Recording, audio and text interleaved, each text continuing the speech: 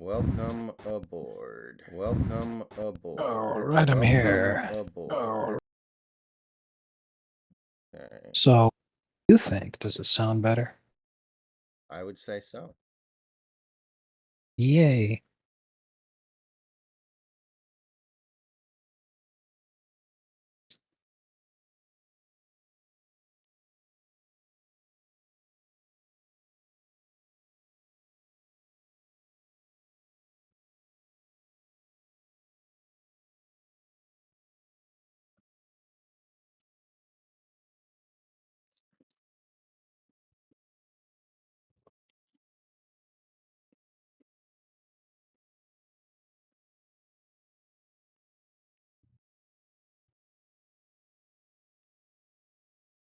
hmm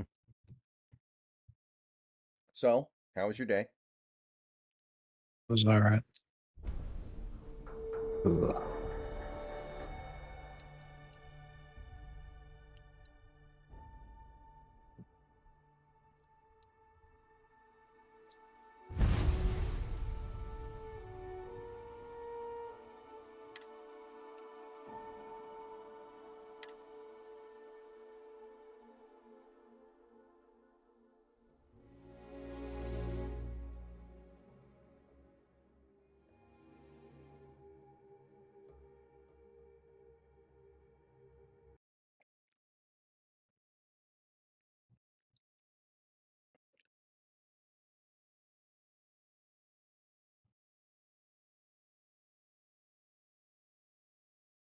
I didn't think they were that bad, chicken.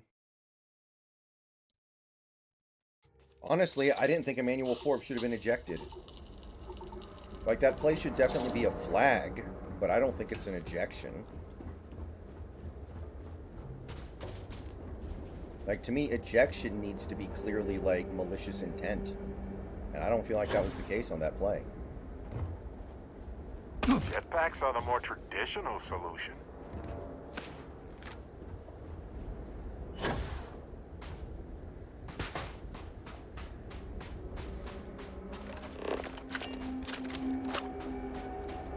Hey, right guy.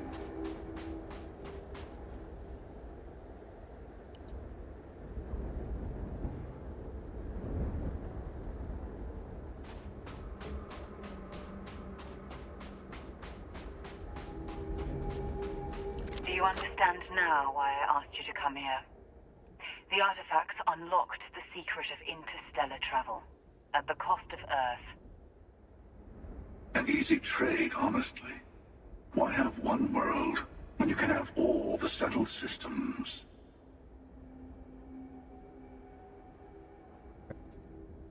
The remote is never where I need it to be. Ever.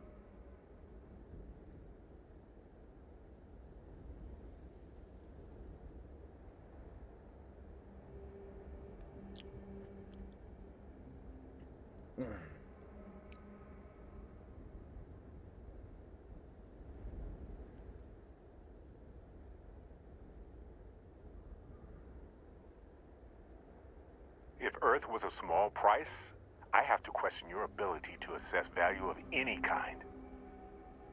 Assuming we weren't going to lose it anyway. War, disease, famine, all the classics. Don't you see? The power of the artifact forced humanity to the stars. They didn't get to make a choice. How many would have chosen Earth? What gave Victor Isa the right to choose for them? You see,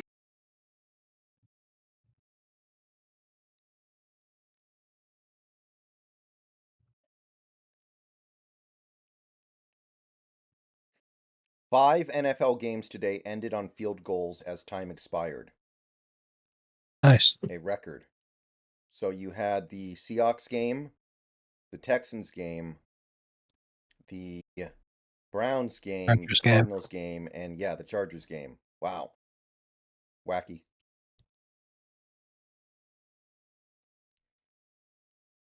Man. Cardinals are really going to mess up the tank, huh? Cardinals are really Yes. going to mess up the tank. They had everything lined up so perfectly, and now they're going to win games. Hypocrisy in what the emissary is saying, right? They don't want to rob people of their free will, but then they steal Another the classic artifacts for Herbert themselves. choke, too. In the wrong hands, Chargers the power stay of the charging. artifacts can make anyone a tyrant. That's why we Always watch the over same them. shit. I The felt only so thing bad you're for my watching out dad. for He is was getting yourself. really excited for a minute. I Wait, was like, oh no. you mean today? Yeah. Okay, I thought he didn't really watch Chargers games anymore. Well, if the game's on, I mean, it's watching football because Yes, it's Sunday. perfect. The All Chargers are that in a playing, so. recursive loop forever. Thank you very much. Don't be a fool. The emissary and I may have our differences, Oh. but you do not want to give us a common enemy. I'm really impressed that the Vikings once, he's continue to right. win games Don't without do this. We Kirk can Cousins. collect the Yeah. final pieces together. Hey, Jeffrey. Yeah. Captain Kirk was a cancer to his team and to the league. Based. Good choice. Also, But you realize they'll team up against us. it really doesn't We're feel in like the charge of the Warriors path before us. are. Well, look at that. The emissary just became Dominant our like new they used to best be. I mean, friend. aside from just like they got older and the dynasty is your dead and all that choice. kind of crap. When Like you're ready, the hunter even and I will be at the still, buried Steph temple. Curry still That's where we'll playing settle like things. he always has. Just cannot impact the game the same way that he used to in terms of being able to At least turn we'll wait. his outrageous 3-point shooting into actual wins. The final round Because doesn't they got start to a until there's only hot one start artifact left to at the gather. beginning of the season. And if I'm They not lost their mistaken, first game, the season opener Constellation against the has one Suns. or two to go. And they go on a 5-game win streak where they farmed a bunch of bad teams to go up 5-1, and it looked like, oh shit, they really just needed to get rid of Jordan Poole, and they figured it out. They've gone 1-4 since, and they're 6-5 and looking really mid overall. And when you actually watch their games,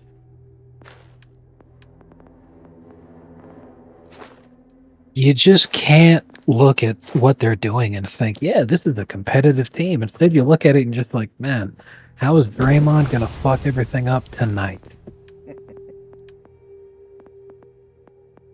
Any shots Stroud wins MVP? No chance at all. Not even close. I love Stroud, but I don't think that team's good enough. Yeah, I mean, that's reminding me of like after week 1, I saw some brain dead Texans fan who was saying that the Texans would make the playoffs as the 7th seed and would then make the AFC Championship game before losing a close heartbreaker to the Ravens. That's a oddly specific prediction. Well, because he did a whole playoff prediction kind of thing. I was laughing at how ridiculous it was because the other wild card team he projected was the Dolphins, who would move in the first round. But then the Texans would just clown so many better teams on their way to the AFC Championship game, and then frickin'. I was just like, what the fuck is this going on? And to be fair, the Texans are much better than they were last season. Been better But- than I expected them to be. Yeah, but they're still a very mediocre team. They will not make the playoffs. My money is on, aside from the division winners, the 2 wildcard teams will be coming out of the AFC North. Well, remember, there are 3 wild cards now. Oh, that's a good point. However, you could have all 3 teams from the AFC North. That's actually very possible. Yeah, that would be ridiculous. That's a very good division. It's kind of crazy to think that the Bengals are the bottom of the division right now, and yet they're still over 500. It's a crazy division, yeah.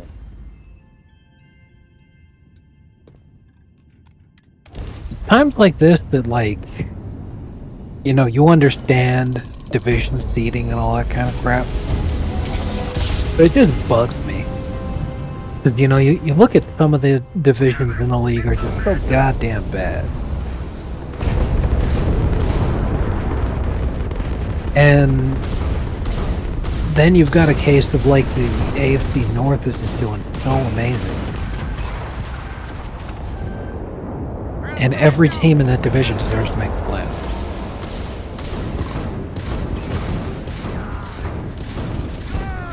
And they have garbage teams like the Bills. Black.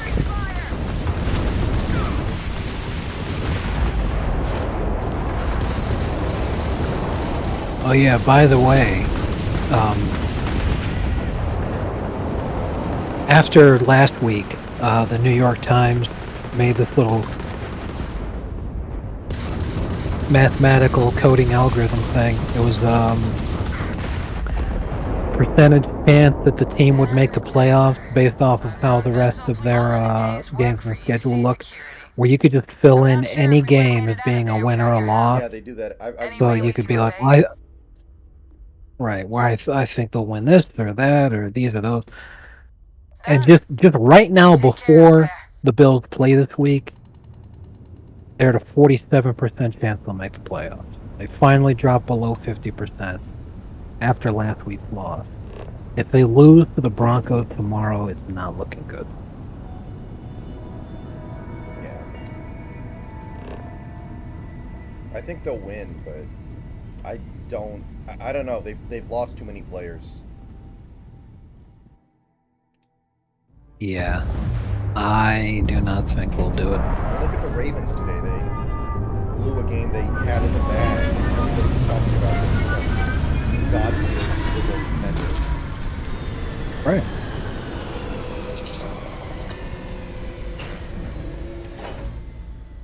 But then when they lost to the best defense in football. I've been to worlds that smelled like rotten eggs covered in burnt hair.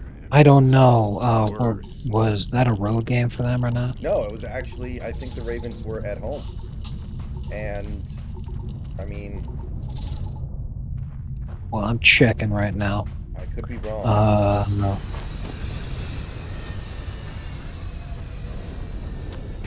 Yep, it was in Baltimore. And yeah, the Browns do win, but number one, the Browns are 6-3 after this win. They're not a bad team. Number two, they were the first team to beat the 49ers. And back then, the 49ers were looked at as being world beaters, too.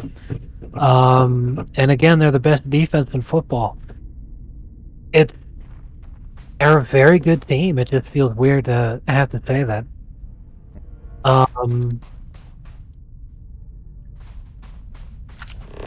The Texans won today, which seems impressive, but I just have to come out and say it, and I really think people need to start talking about this.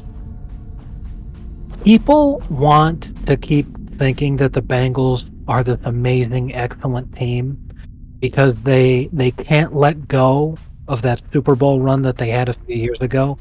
They want Joe Burrow to be the next great white hope and all this kind of shit, everybody's sucking his dick and all this lovely shit, but the Bengals are just not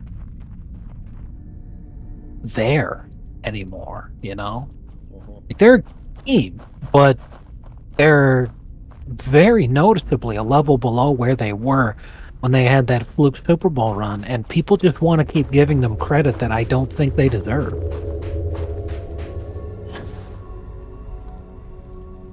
I mean, today was alarming. I'll say that. I still think the Bengals are a good team. Today was alarming. They really should have won that game if they're a Super Bowl contender. Absolutely, because we were just talking about it. The Texans are a much improved team compared to last season, but they're still, mid at best. Mid is giving them possibly more credit than they deserve. However, they have improved a lot. In spite of that fact, though, if the Bengals are this team that people keep giving them the credit for being, like I said, that's the game they need to win at home. And losing, no. I mean, people can give the Dolphins as much shit as they want that they can't beat good teams, but the really elite teams that they've played, 2 out of those 3 being the teams that made... Yeah, see, like, Austin Roberts, who's a complete retard, the shit he's saying right now. Those are games on the road, number one. Number two, they're actually beating the bad teams. And there are a lot of teams out there that people say, oh my god, they're so fucking amazing. Oh, the blah, blah, blah, blah, blah. They can't beat bad teams, though. They give up what should be free wins, which can come back to haunt them. There's no shame in losing on the road to the Eagles. I mean, But if you lose to the Broncos, or if you lose at home to a fucking garbage team, you're in trouble. And again, Austin Roberts continues to show that he's a complete retard. Well, they don't need it now. The only game we got blown out in was the Bills game, and the Bills have gone 2-3 since that game. They've completely fallen apart as a team. The Eagles game was the first game in 6 years where one team committed 0 penalties.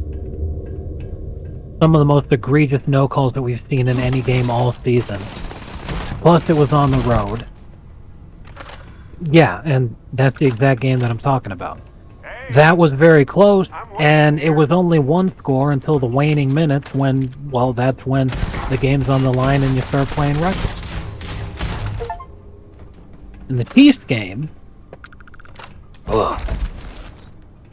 that was just, that was Tyreek, the very uncharacteristic fumble away from having gone in the complete other direction. Because, you know, you lose by 7 points in a game where Tyreek had a very uncharacteristic, very bad, very not what you expect from him fumble, which they recovered and returned for a touchdown. If that hadn't happened and he just gets tackled normally there, that possession turns into a field goal for the Dolphins. -7 from the Chiefs, +3 to the Dolphins. Game being the exact same way. It's a 17-14 win for Miami. Anyway, because Austin Roberts wants to show everyone what a complete retard he is, we're getting a little sidetracked here with what I was talking about. That there's a lot of teams out there that people had penciled in as being amazing and elite before the season started, and they can't beat bad teams. The Bengals are one of them. It's going to be very interesting to see what happens with the Bills tomorrow, because if they lose to the Broncos, and this is what I was talking about, the playoff calculator thing, if they lose tomorrow to the Broncos, their playoff chances just off of that goes to 23% chance that they make the playoffs.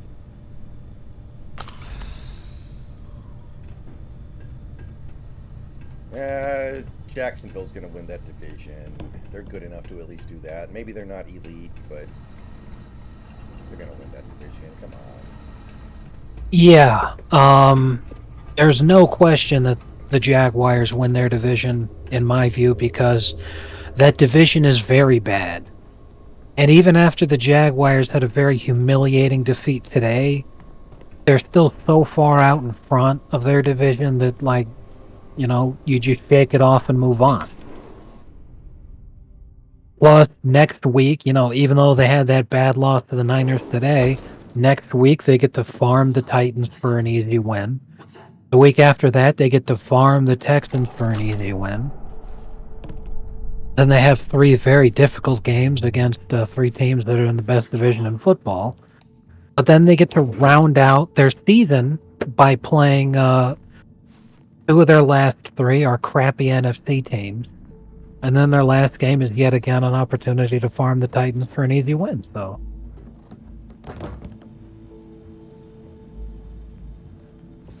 Oh, yeah. So, off topic, but I do want to ask, did you get around to watching the Boogie documentary yet? no, I'm not gonna watch that. That is just his life is a complete catastrophe, and I don't feel like spending 2 hours to It was a little less than an hour.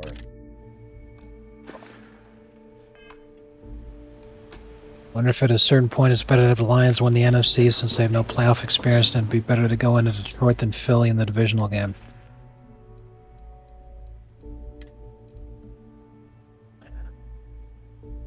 Well, even though you can sit there and say that the Lions don't have playoff experience, that's not entirely true. Because there's plenty of guys on the roster who do, like Goff. I need a diversion. I want covering.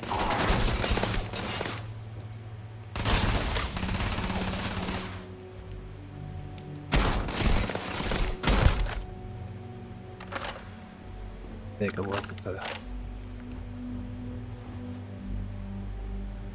Yeah, I mean, obviously, Jacksonville's going to win their division again, but people are really hoping and praying that the Texans beat them out for it because they're high on crowd, which is fine. But my point was that Jacksonville's remaining schedule is fairly simple, while I don't think Houston's is the same. Let me check.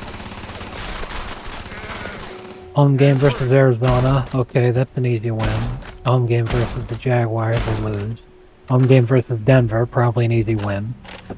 On the road against the Jets in December when Aaron Rodgers is supposed to be back. Oh, Dark This is Sapphire, one thank one. you for the sub. Thank you for the Prime. 5 months. Thank you. Welcome back. I mean, who knows what could happen against the Jets. Adorable. Bring it. And on the road against the Titans, and if you're going to say that the Titans could steal a game from the Jaguars, we should give them credit for stealing a game from the Texans, so yeah, that's a loss. Home game versus Cleveland, they lose that. Home game versus Tennessee, well, let the series have them win that. And then a road game versus the Colts. God only knows what the hell happens there. But, let's see here.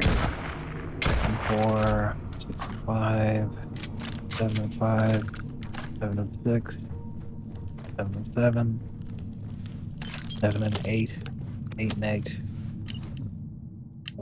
Probably 9 and 8.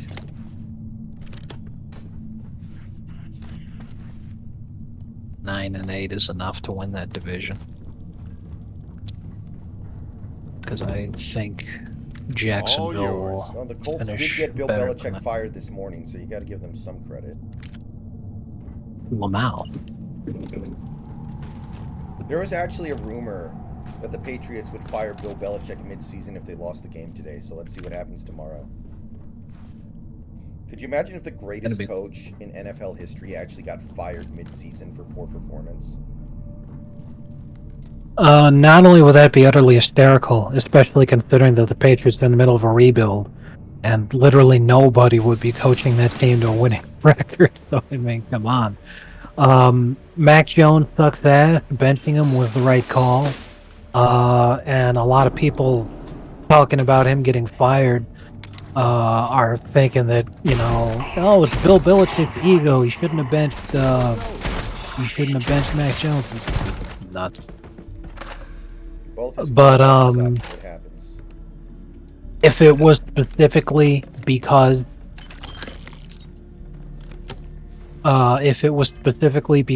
of the Colts beating the Patriots, then I think the website "Fuck the Colts" should be taken down. The greatest moment in Colts history, even better than when they actually won the Super Bowl. Let me do the same thing for the Jaguars remaining games here. So, win against the Titans, 7-3. The Texans, 8-3. Home against the Bengals, call that 8-4. On the road against Cleveland, 8-5. Never mind. Happy to Home help. versus Baltimore, 8-6. On the road versus the Buccaneers, 9-6. At home versus Panthers, 10-6. And even if they lose that last game against the Titans and they still won like Big Country was saying, they finished 10-7. So, yeah, one better.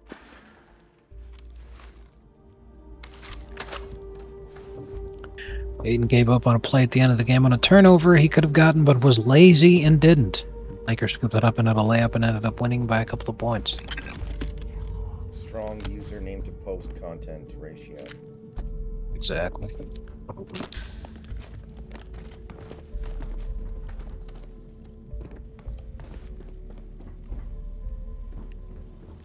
man. It's kind of wild that the Bucks are, that the Milwaukee Bucks are so far down in the Yeah. standings right now. Dame got hurt, right? Is he not playing still? He did get injured. I don't know if he's still not playing. I'll check.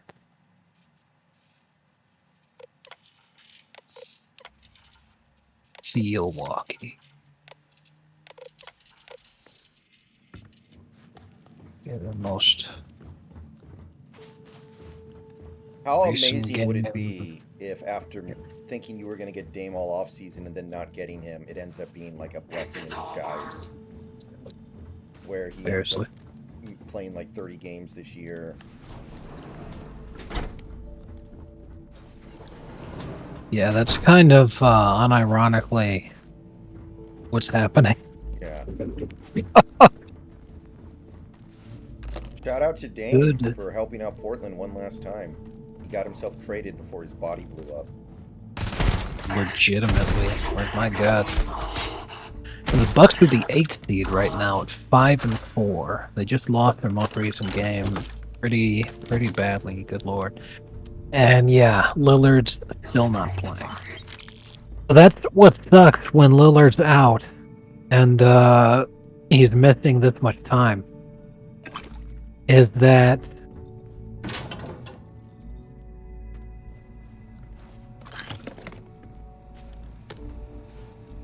an amount of their depth to get Lillard, which is like the obvious, you know, you make that move. But if Lillard's gonna miss a lot of time, then they're just objectively a worse team because they don't have guys like Drew Holiday now.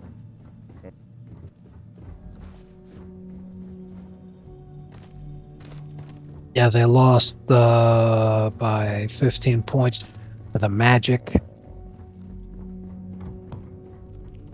yesterday. Oof. Then a couple of days ago, they had that really bad loss to the Pacers. They lost by 2 in a game where Antetokounmpo had 54 points.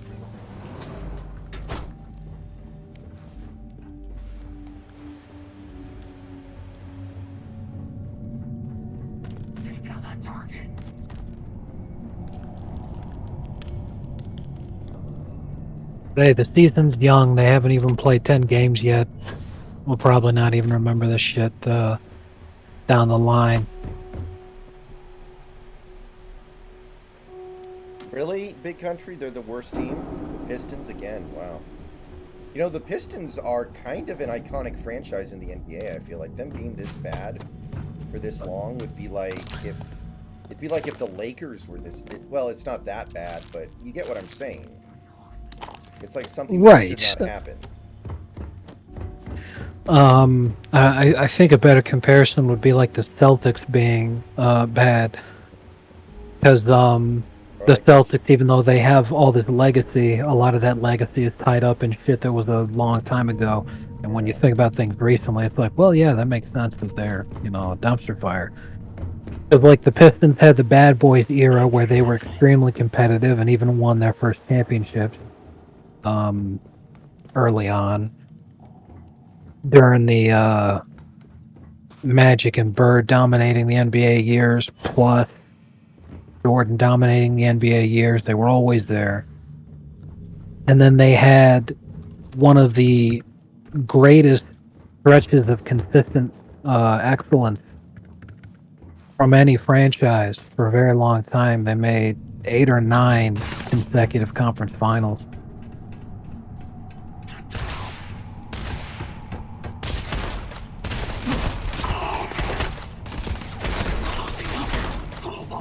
So yeah, it's just weird to see them being so fucking bad for so long. Especially, I remember early in his career, very early in his career, Andre Drummond was looking really good. Oh yeah, he was like Dwight Howard. Right, so a lot of people thought that like this is it, the Pistons are back, and then Drummond, you know, he got involved with Black Man's Kryptonite. You know, he started going out with Jeanette McCurdy, and things really went badly there. Next thing you know, he can't play anymore. Good grief.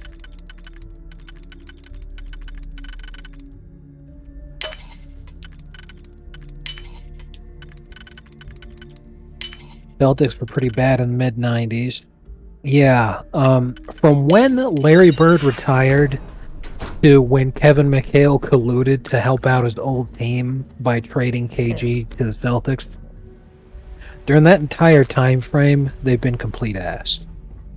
And then from the time period when the Celtics decided to blow it all up and they traded KG and Pierce to the Nets to the present day, like right now at this very moment, the Celtics have yet again been ass. Celtics complete garbage. Don't at me. Suck my dick, Bill Simmons. They had that 1 year where Jim O'Brien was actually way ahead of his time and realized, I have a shitty team, so I should just shoot threes every possession because threes are more than twos. Yeah. And he was actually correct. He, like, nailed it. Seriously. Oh, man. Those were the days. Is it fair that Korean parents are born with disappointment in their children? I don't understand what that means. Yeah, what the fuck? I have no idea what the heck that's supposed to say. Yeah. You want to take another crack at that? But yeah, JS, why do you think Boogie allowed so much access for the documentary? Like, he basically let that dude... Bless you. Film him. Like, there's actually a part where, I mean, nothing explicit is shown, but he is shown having sex with his girlfriend. He's shown naked in his bathtub. There were no limits to what that documentary maker was given access to. And it's like, why did you agree to expose how shitty of a person you are like this? That's really difficult to say. I do have to participate with JS though, because of what he said. So I gotta do the voice here. McCurdy, that who and who? A, she was a hua. B, he was a hua. Oh man, it was one of the greatest plot lines of The Sopranos. They had but let me look up the guy's name.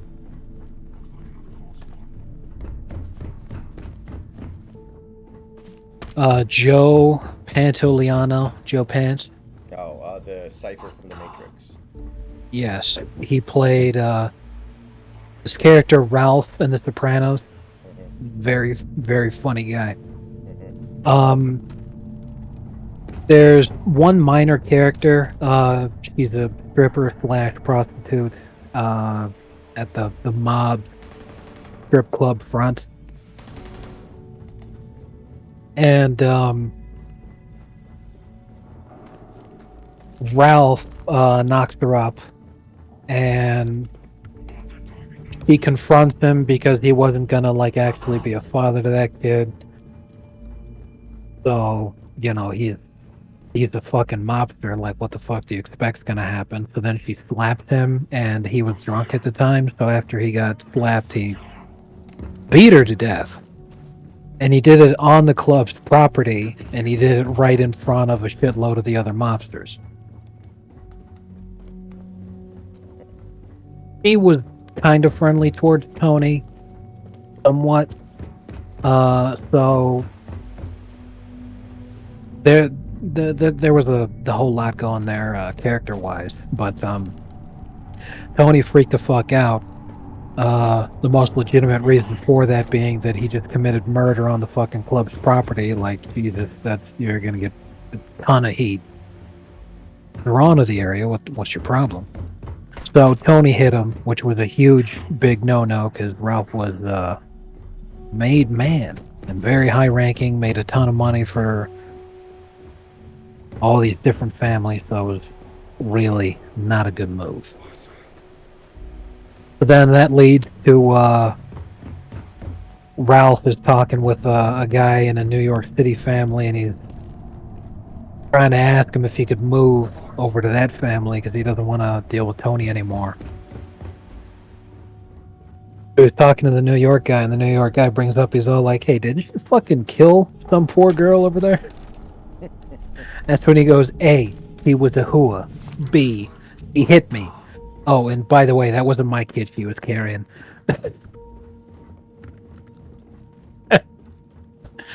The fuck? And the other guy's just staring at him like, you fucking sick sack of shit. Pretty good. She was a hua, and that wasn't my kid she was carrying.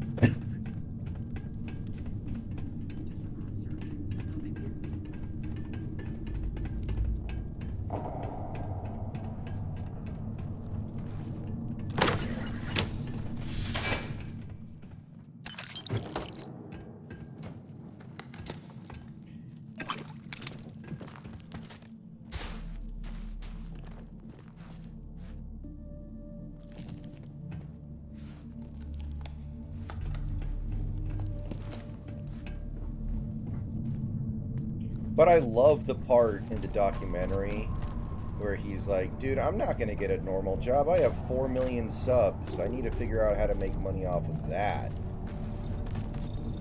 Yeah, like, he's literally lost subs every month for the last, like, 6 years.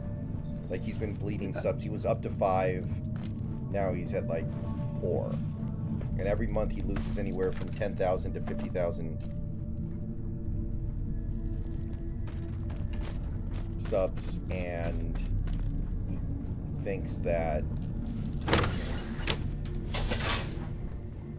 his career is salvageable.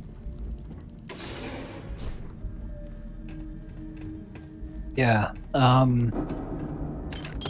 I agree with you. It's weird because I mean he was making a big deal about how he had 4 million subs on YouTube, so that's why he can't get a real people job. Meanwhile, he's so concerned about how he's gonna die from being fat at any minute because he ate 4 million subs. I don't know what the hell this guy's problem is. Jesus.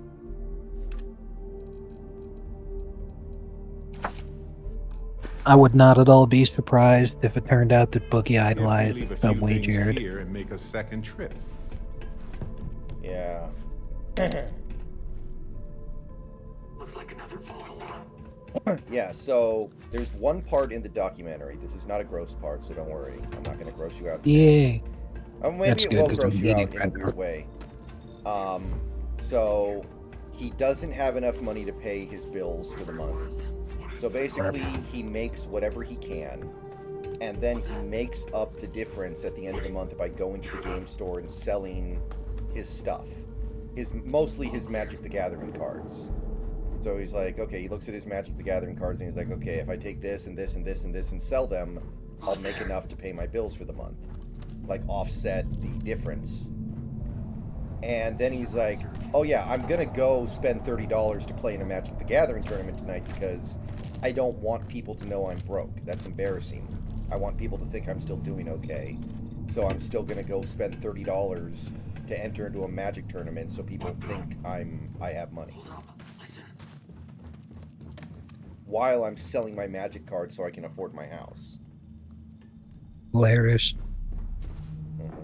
It's like, I like what Moist said. I really couldn't help but agree with him. The guy, he refuses to make positive changes in his life, even though he knows what he has to do to make positive changes in his life, and he laments that it's too late for him to make the positive changes in his life. Like, he talks like he's already dead. That shit with his mortgage is a great example. He's like, I don't want people to know I'm broke. Meanwhile, or him selling all this different crap, and I want to keep my house and all this other shit. It's like you have so many options available to you if you just weren't a humongous piece of shit. Like, the opportunities that this guy's had in his life that he's just pissed all over is extraordinary. I mean, yeah, he was a beloved figure on the internet. Everybody liked this guy for a while. He was like the Mr. Rogers of the internet. Right, and fucking... It is an extraordinary opportunity and privilege for fucking DDP himself to be like, I will personally train you in my DDP yoga program to help you lose weight. Like, the reason that's extraordinary is it took a guy like Jake the Snake Roberts, who was a couple of months away from dying of an incredibly drug-abused life. Guy had been addicted to drugs and doing all sorts of horrible shit to himself for decades. Was ready to keel over at any minute. He was like on fucking oxygen and all this kind of shit. And then DDP was like, hey, I came up with this new program. I call it DDP Yoga. I'm going to work on it with you. Later, the guy's doing so goddamn good that he could practically be a professional wrestler again if he wanted to. It's outrageous. Like Herculean levels of turning people's lives around. There's one part in the doc where he insists, like, I'm not manipulating his girlfriend because his girlfriend is 20 and he's 49. So, you know, he's saying, like, I'm not manipulating her, I'm not brainwashing her or anything like that. We just love each other. And then the next scene of the documentary is, like, them sitting together and he's literally listing off all of his health issues. He's like, I have sleep apnea, I have this, I have that, I have high blood pressure, I have, like, it's like literally 200 things that are wrong with him. And he's like, I just want you to understand what you're getting into when you're in a relationship with me. And it's so obvious that he's just trying to get her to feel bad for him so that she won't leave him. Like, that's all it is. Right. It's like, you're literally 2 seconds after you promise you're not, like, manipulating her in a negative way, you get that fucking scene. Right. Yeah, he's a completely manipulative sack of shit. Because, like, I remember when he got that offer to personally work with DDP. I remember when that fucking shit happened because he was doing a bunch of research into the DDP yoga program at that point and the success that people have had. So he watches like a bunch of amazing transformation videos, and he's watching this while he's got his little live reaction in the corner. You see him, fat boy just fucking crying, oh my god, this is so amazing, it's gonna fix my life, it's gonna turn everything around. And a couple of days after he uploads that and gets like millions of views, he just fucking tells DDP, yeah, no, I'm not interested. Just like, what the fuck? All he wanted to do was just make a bunch of people feel bad for him, and then like capitalize on the pity and try to turn that into money. And making a living off of pity is all he's ever really tried to do. But you can only have that going for you for so long. Like, it worked out for him at first because, again, he was a beloved figure. Man, imagine. But people. Go ahead. But people can only pity you for so long before you making absolutely zero fucking attempt to actually improve things for yourself. Find anything worth selling? Not trying at all. People's pity can only go so far at that point. Eventually they just say, man, fuck this guy. And that's why, like you said, he's been bleeding subscribers for 6 years.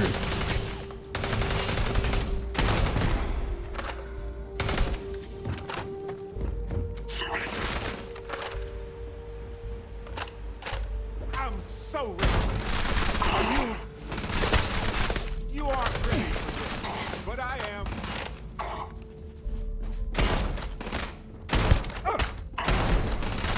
I thought it was wild when he was talking about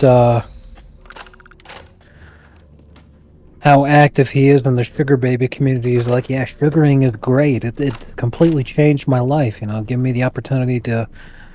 He's like, but because of what I have going for myself, I might be able to get girls around here, but they're Arkansas 8s. I wanted LA 10s. I'm like, really, bro? Jesus Christ. Yeah, such a... And then I like when he's surfing through and he's like, oh, that one's a little chunkier than I like. It's like, bro, you could fit 3 of her inside of you. Right. Just absolutely disgraceful.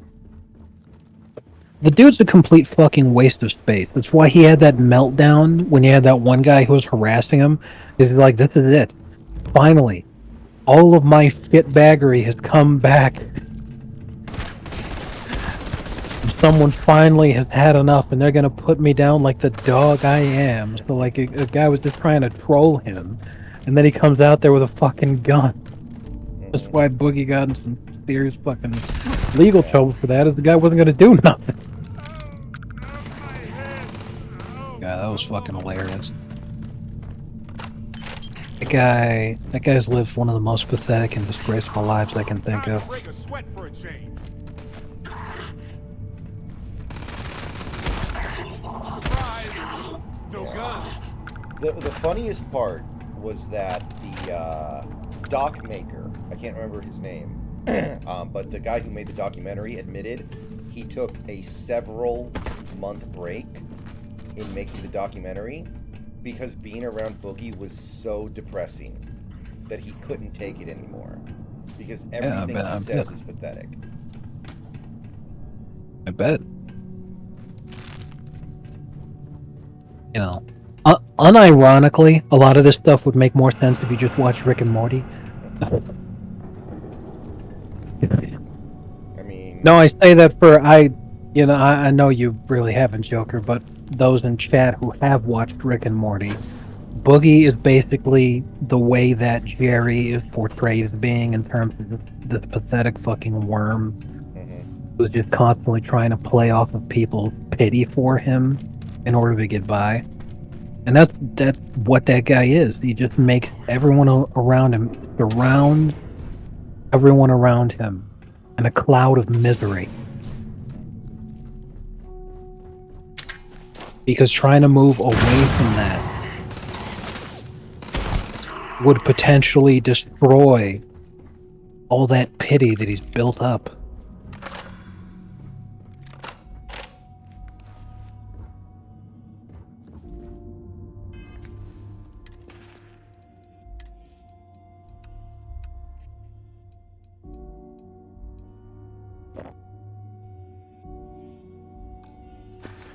That YouTuber needs to make a doc about Jim Sterling.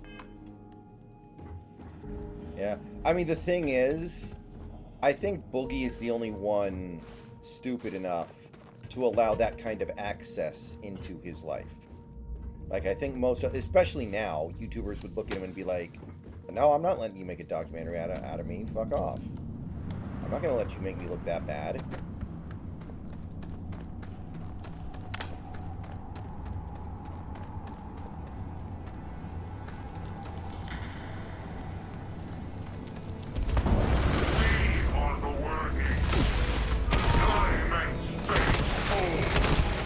Yeah, and in today's internet environment, things can go very bad very quickly, even with it all being taken completely out of context and not meaning what people think it means. They just fucking take the ball and run with it. Look what happened to JonTron. Yeah. Is JonTron still popular? I haven't seen him around in a while. Exhilarating, isn't it? To be the first person to scan it. I'll Google it, but yeah, I haven't heard from him in a long time either.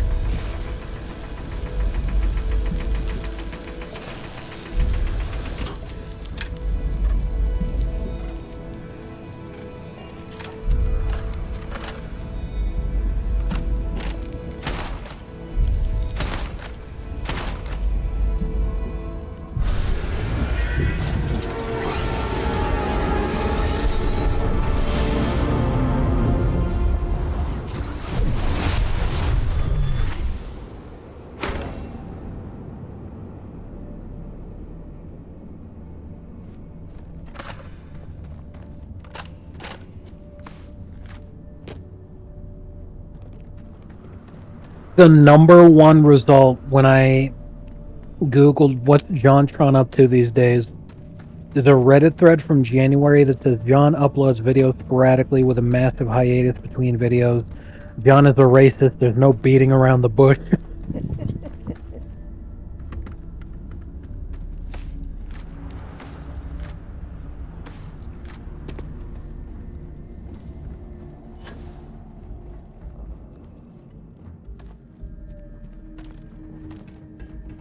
Yeah, like I'm just gonna read this guy's comment verbatim. John is a racist. There's no beating around the bush. In 2017, in a debate with Destiny, he stated black people are predisposed towards violent crime because of their race. Mexican immigration is a plot by Mexico to reconquer the American Southwest, and that the United States has strived to keep its demographics predominantly white. He's never apologized for saying these things or walked them back. He has at most attempted to minimize just how horrific the things he said were in the immediate aftermath of the stream and the backlash he received. He has since gone on to flirt with election denialism and anti-vax shit on his Twitter. So just a heads up. And what's funny is this is being posted in the main JonTron subreddit, and while that is what Google kicks out as the top result, while that is on the JonTron official subreddit, that comment has been heavily downvoted. I find that hilarious. Because that's a comment that says all the bullshit that they wanted to have put out there, and yet on that subreddit it's been downvoted. In fact, it's been downvoted so much that you need to click on the comment has been hidden. You need to click on the plus thing in order to make that fucking thing appear. And that is just very funny to me.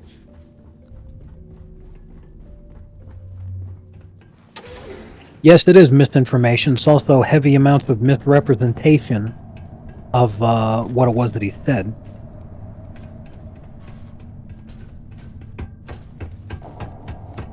Like a lot of what he said while he was debating with Destiny.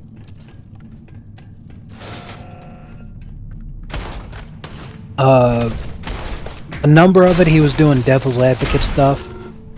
Some other stuff that he said he was doing a bit. And finally, some of the other stuff that he said that people took as being very offensive was also completely accurate. For instance, it doesn't matter how much you may think it's racist to say so, you literally just can't argue that over half the violent crime in America is committed by blacks. Like, that's just... according to statistics, that's just how it is. So when he says that, they're like, oh my god, he's saying that black people commit all the crime. It's like, well, no, only half.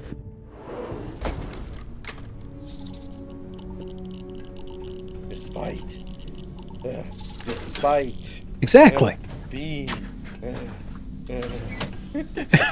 You're running up the fucking stairs, exactly. Oh, man. Oh yeah, there's no doubt that Hassan Pikers does a lot more heinous shit on a daily basis. That's why fucking Sam Hyde's been trying to fight him for like 7 years.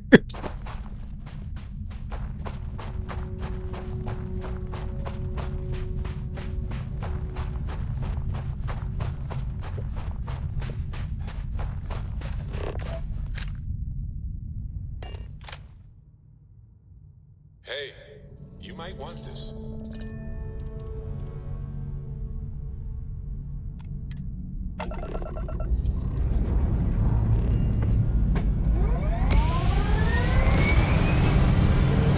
Oh man, this one's good.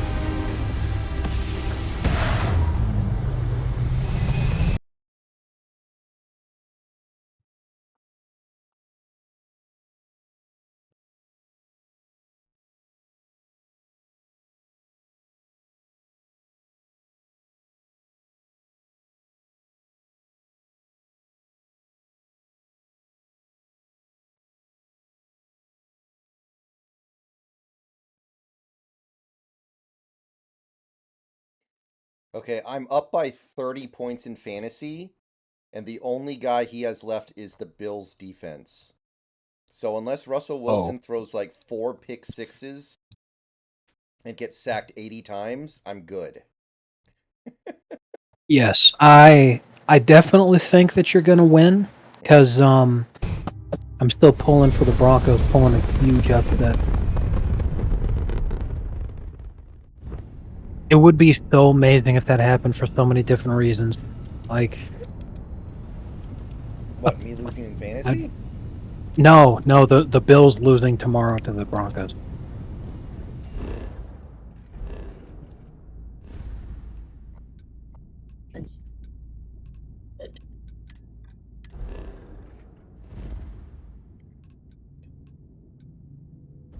That is a large spider. 1 second.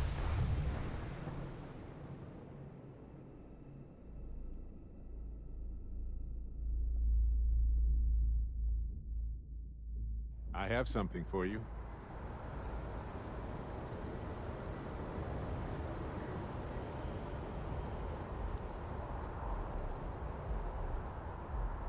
So Detroit started 2-1, and since then they have lost 8 straight games. Nice. I think they started 2-1, and their coach came out and he's like, "What the fuck are you guys doing? Did you not get the memo?" They were like, "Oh yeah." Need some work?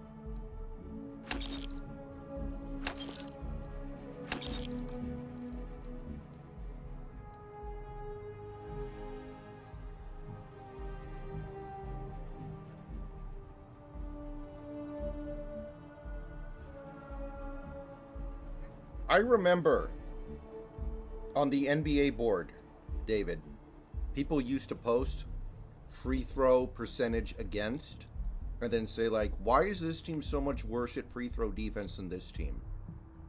It was pretty good. It was pretty fucking funny. Oh man, that's outstanding.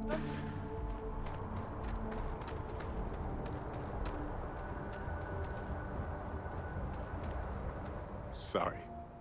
Of course.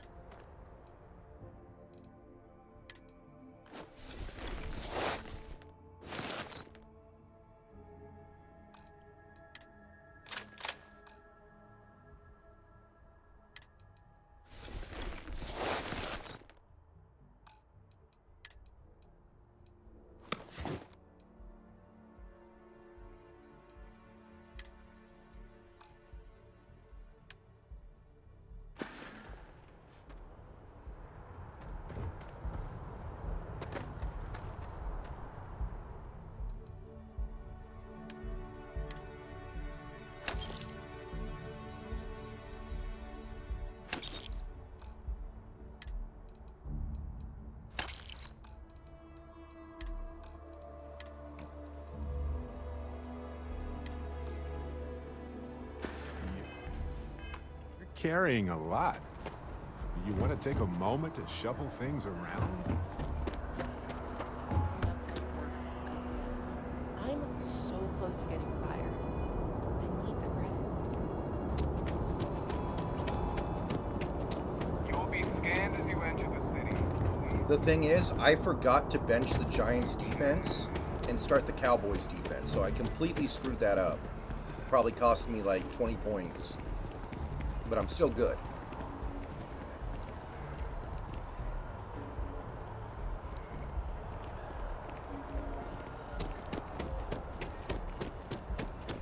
I am not a star.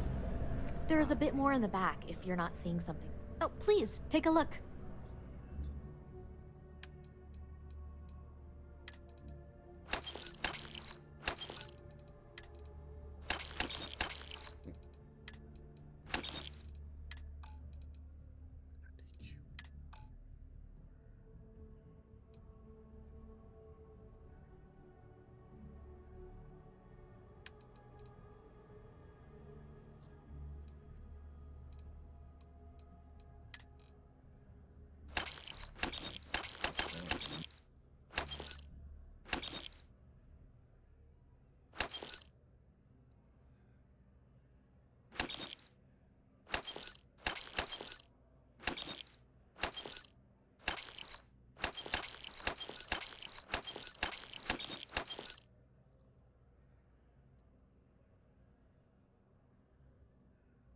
I can't imagine the Giants winning a game this year. Any team the Giants beat, the rest of the year should be forced to secede from the league.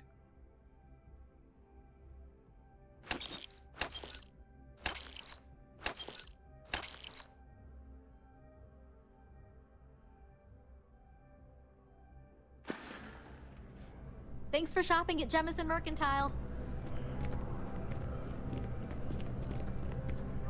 Got my attention. I might have some room if you need me to carry something. Did you see what I DM'd you?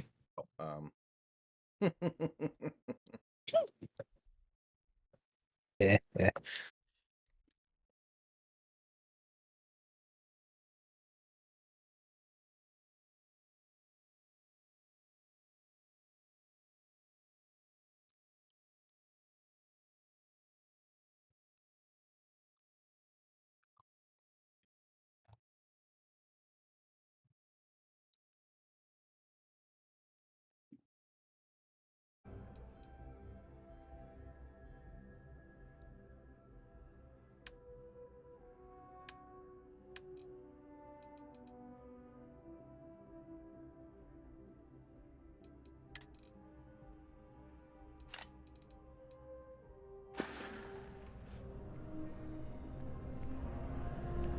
I'm not seeing any records from that smaller house.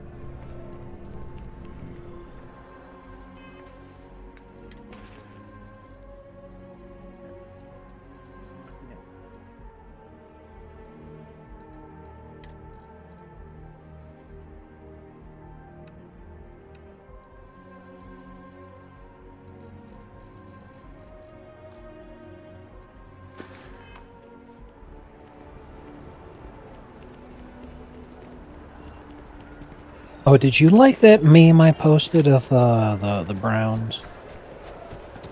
Which one? The one I pinned in the NFL channel. Oh, hold on. Am I gonna regret this? Oh, Shouldn't. yeah, that is a good one. I like that one. Yeah.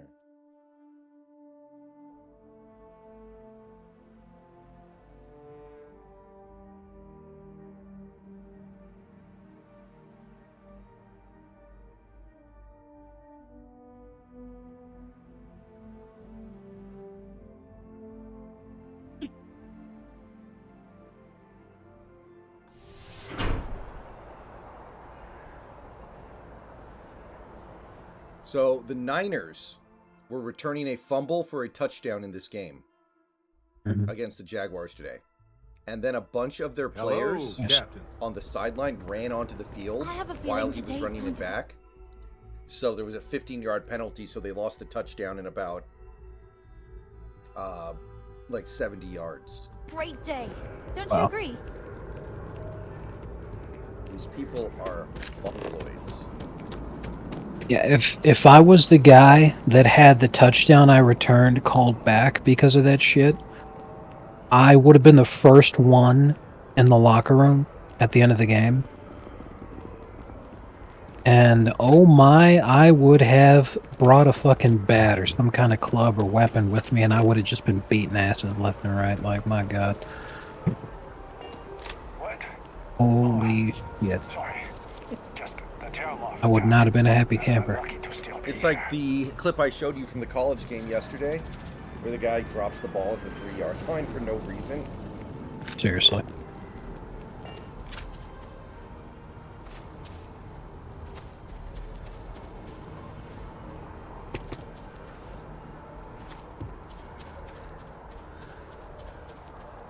Out of a cannon into a sun, I agree. The sun. Okay, guys, I will be right back. Give me a few minutes.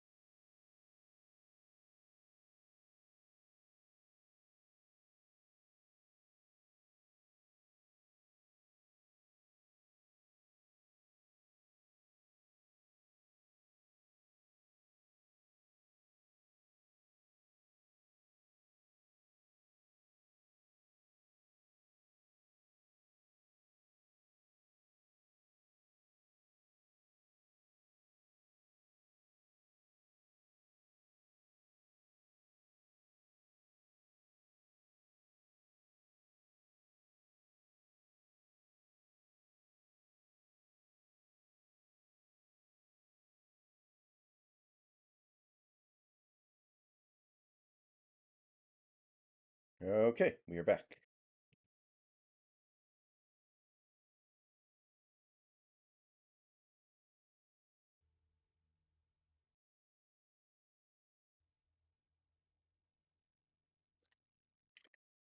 Ah.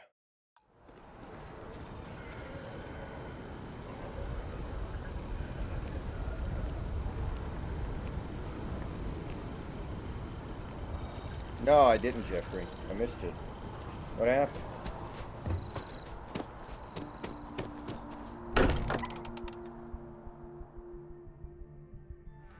This place is a delightful relic tangled up with hope, grit, and science.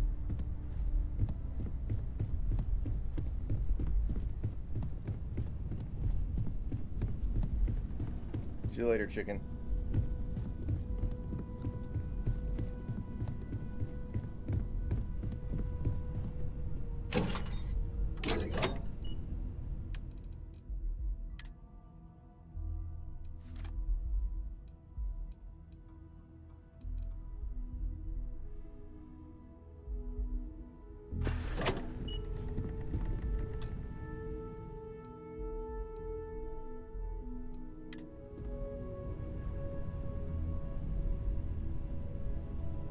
He did it in college at least once. I've seen that one before.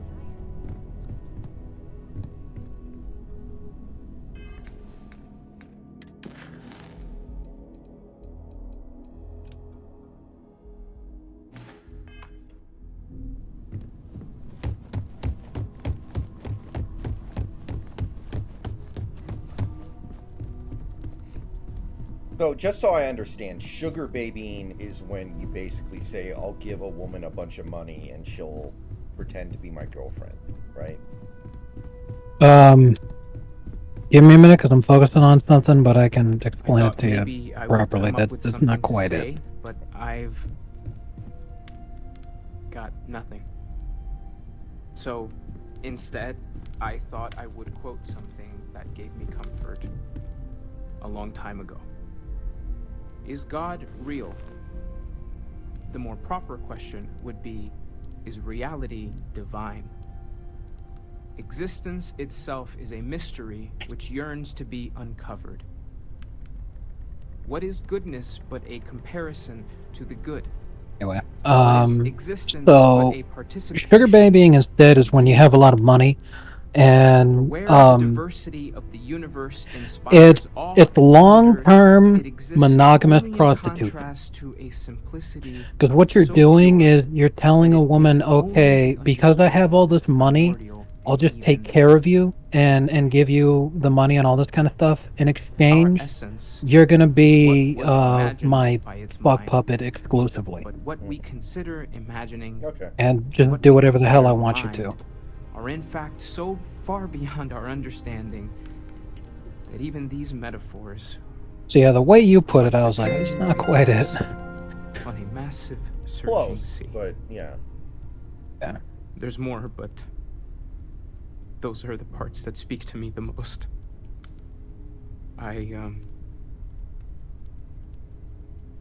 Thank you. That was really thoughtful, Mateo. Thank you. Does anyone else want to say anything?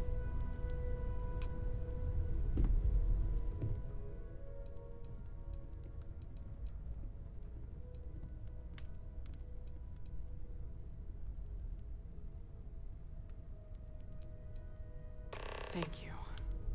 If anyone else wants to say something.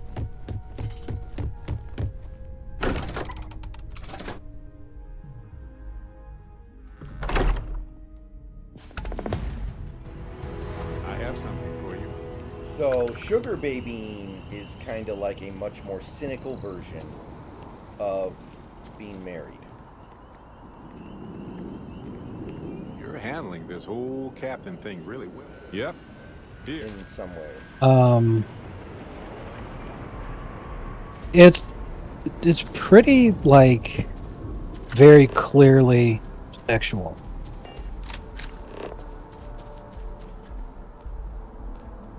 And it's just in terms of the connotation and everything, like they say it that way specifically because they don't want anybody to get any wrong ideas or to not understand what their obligation is. Like for the daddy, if you run out of money at any point, it's over. Like it is very obvious and understood that you're done. And for the girl, it's also like you cannot say no. If you say no, you are really misunderstanding your role here. Yeah, it's like they interviewed a prostitute who was Boogie was acting as a sugar baby towards. And I think I already told you this, but she said my interactions with Boogie were one of the main reasons why I quit sex work, because it was just so unpleasant to have sex with that.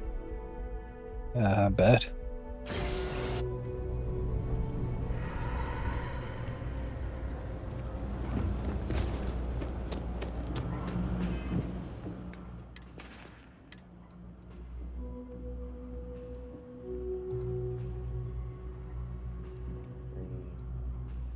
$43, 7.5, $43, 7.5, 50 amount.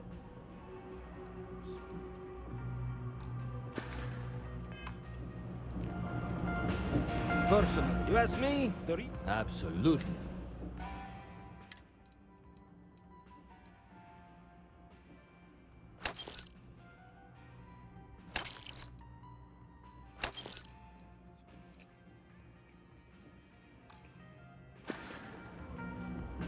You need something else?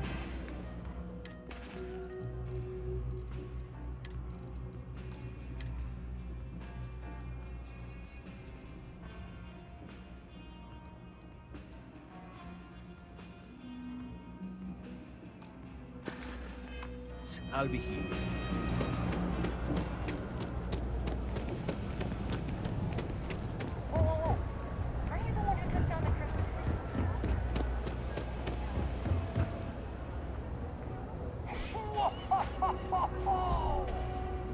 It's cliche, but it's true.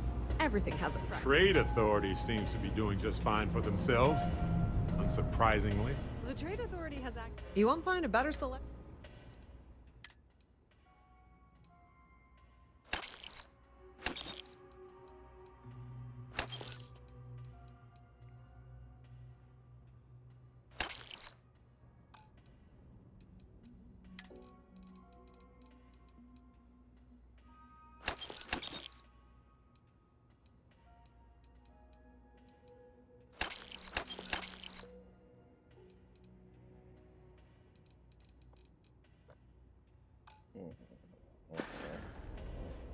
Pleasure dealing with you.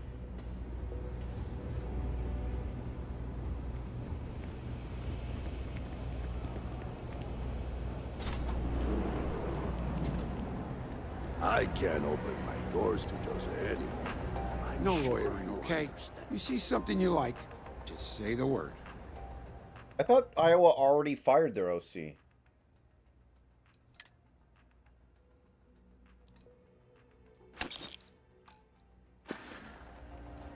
Stay safe out there. I thought they did that a couple weeks ago. Is he still there? You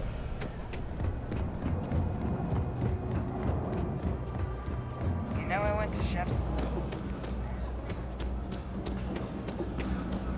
I got contacts all over. Take your time.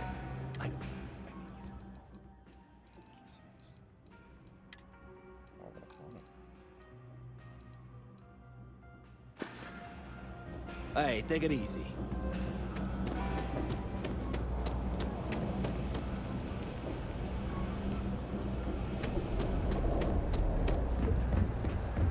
Oh, really? He's still there. That's bizarre. Problem? It's very weird you tell somebody, we're going to fire you, but we're not going to fire you yet. We'll fire you in a few weeks. Just keep doing your job to the best of your abilities until then. That is a If very there's something weird you thing. need, no matter, be my guest. Say that again. Hey. You want to talk about quiet quitting. My quitting would not be so quiet if that ever happened to me.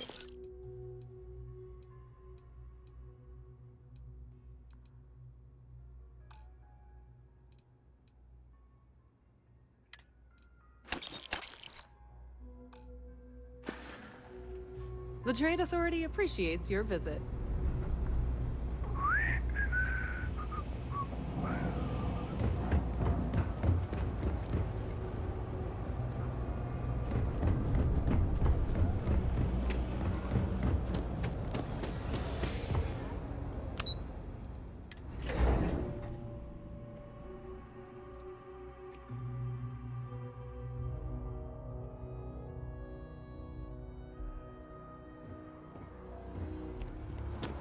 Somehow this god-awful Raiders team is 5-5, by the way.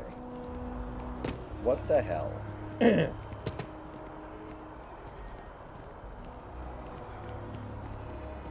Yeah, just truth is stranger than fiction.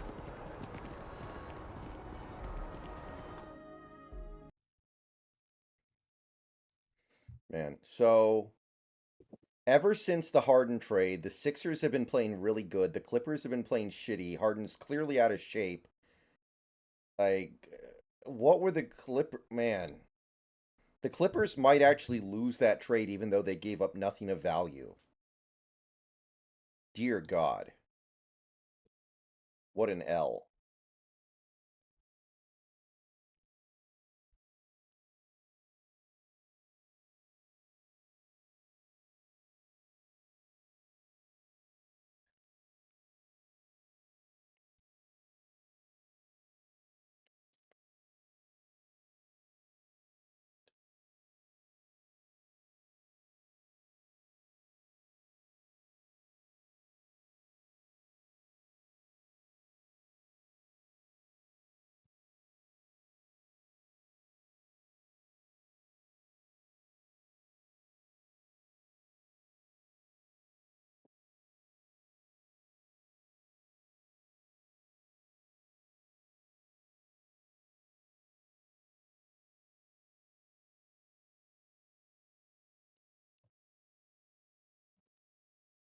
So Boogie said his felony charge was aggravated assault. What's the difference between aggravated assault and just assault, I wonder?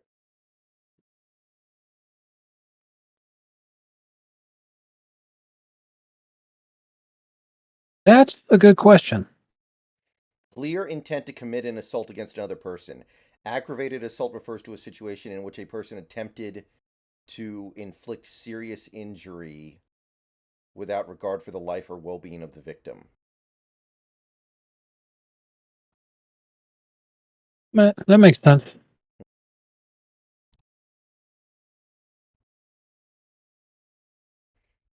I mean, I guess he did have a gun, so it makes sense. Yeah, and it's that's the kind of thing that you run into if you take out a gun, you have to be ready and willing to use it and understand the consequences that are involved therein. If you take out a gun and it is a completely unjustified situation to take the gun out and like in what Boogie did, yeah, you're gonna get charged with something. It was at Boogie's house, though, right? Isn't it like the I Simpsons? I I honestly have no idea. I just know that from what people were saying illegally, it was completely unjustified that he behaved and acted in the way that he did.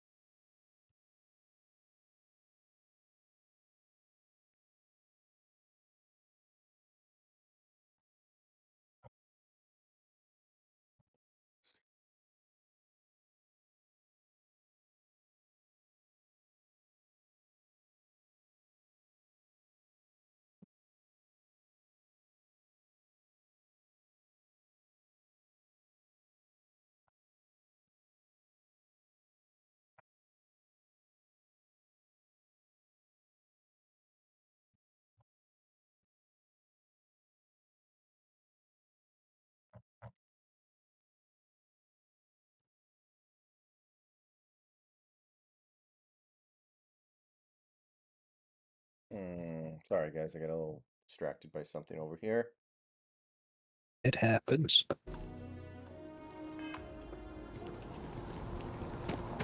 Okay.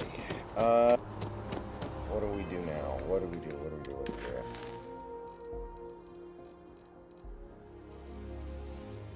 Okay, I think we just go get this final artifact. And then I don't think there's much left. Keep moving. Right through the checkpoint.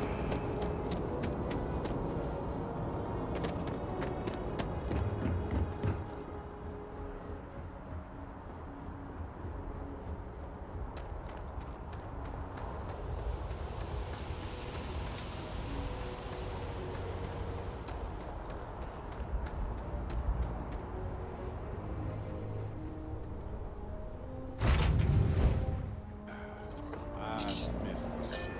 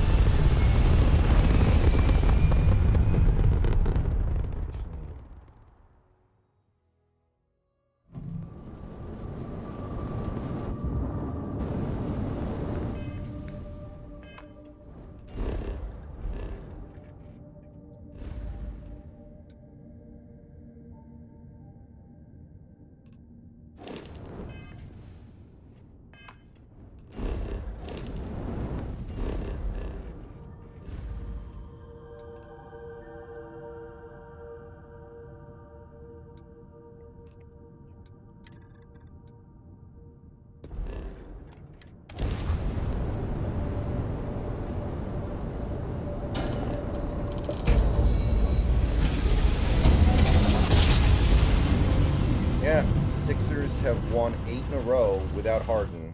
Meanwhile, the Clippers suck balls. You've entered 3-star collective space. Absolutely. Maintain your current course while we scan for contraband. Glorious. And the Heat are tied for third in the conference, and Jimmy Butler doesn't even give a fuck about basketball yet. Yeah, Help didn't me they out. start 1-5 and then win 5 in a row or something? 1 and 4 and 5 in a row. Yeah, I mean, basketball is a league of runs.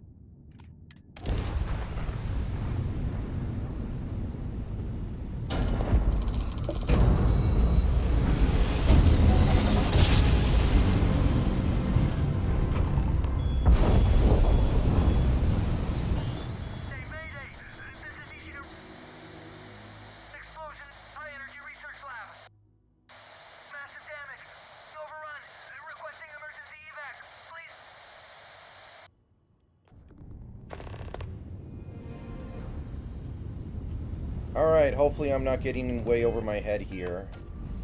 I'm only level 30, but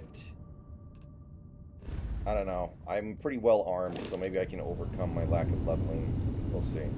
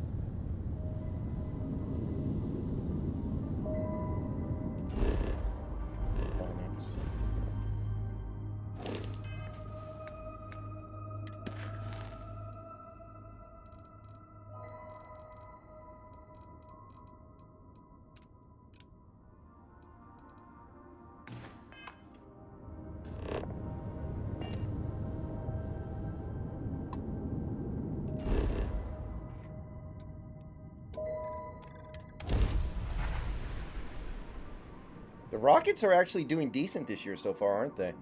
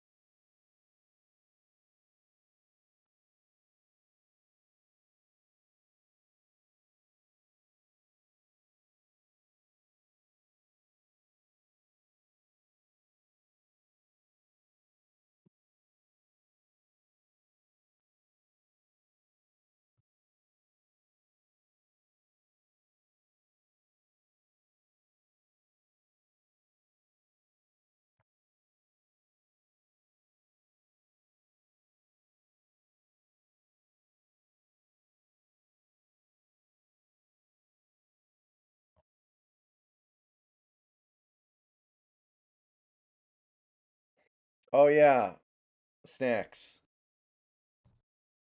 Oh wait, 1 second.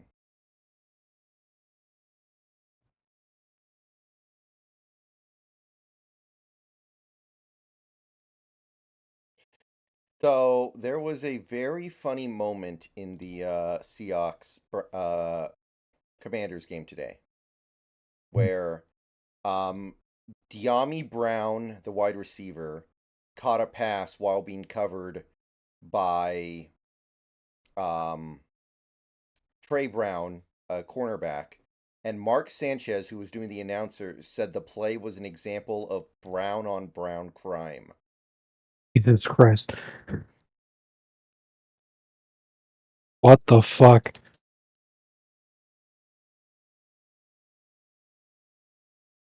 I think that guy may seriously have something wrong with him. I can't find the clip on YouTube yet. Nobody's uploaded it.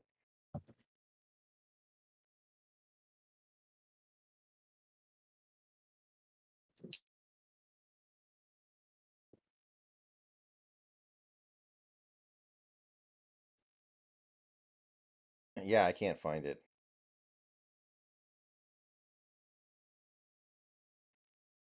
Brown on brown crime. Like, what were you thinking?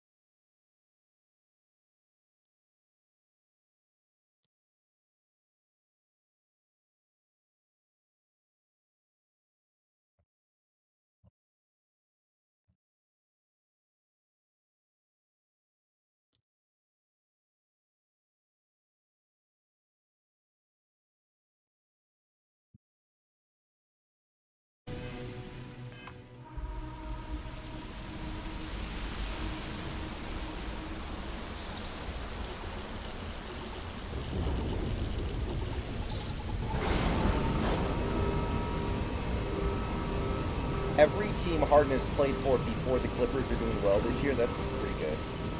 I mean, it's early. Time to shine. That's all, huh?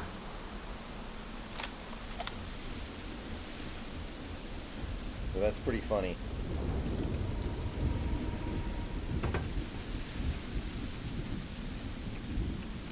Man, we desperately need to find a wide receiver and a defensive back in the NFL who both have the last name Black.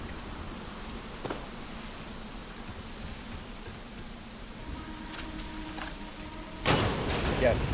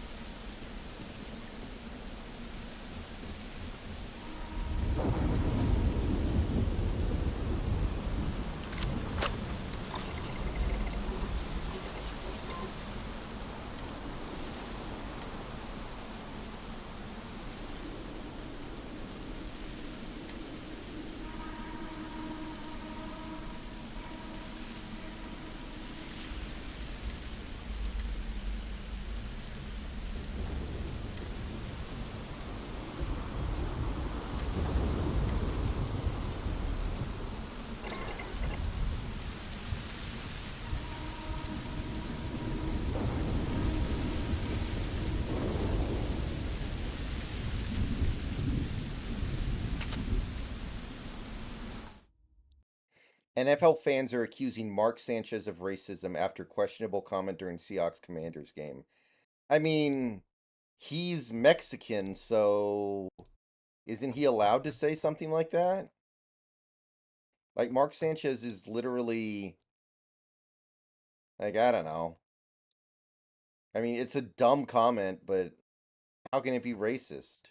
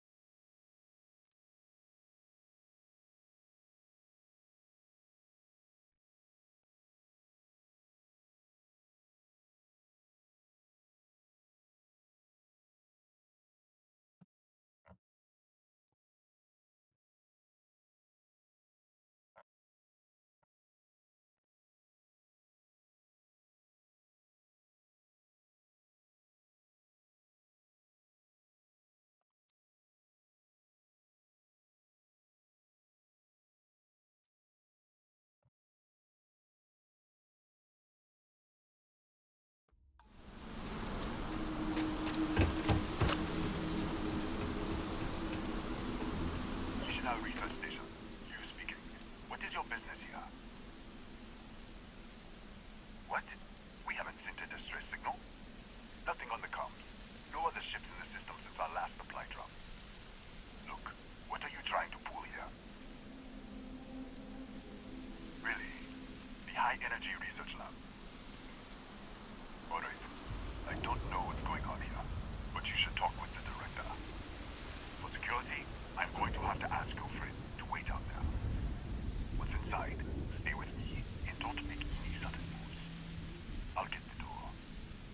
Welcome to Nishina. The Hadron Consortium isn't gonna mess with you. Probably. Well, yell if they do, I guess.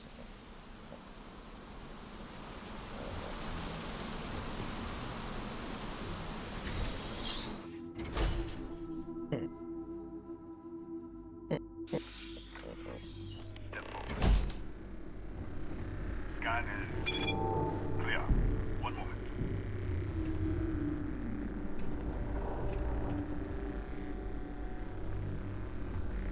Attention all. I am declaring a cordial. All sections are now on lockdown. Senior staff, protocol, downtime. Use up. There. Be right with you.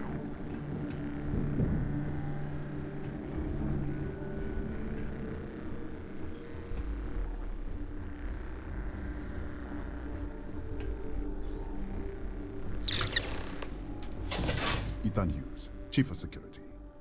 If you'll follow me, I'll show you to the director. We'll take the back.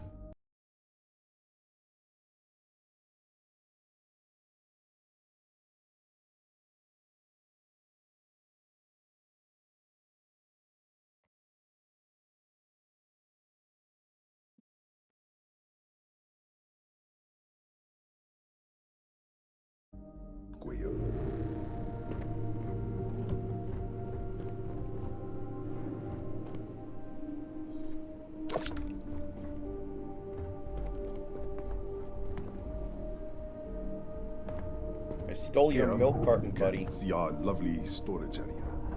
Don't touch anything. So, oh man, Big Country, that's a good one. That's a good one, Big Country. An announcer definitely has to do that. God, it's going to be so great when that happens. Snacks is going to spam the clip of whoever does that 8 million times in the Discord. Wait, what? What? No, Big Country just suggested that an announcer, when, you know, JSN breaks a big play, he should say, "Look at that and Jigba go." God.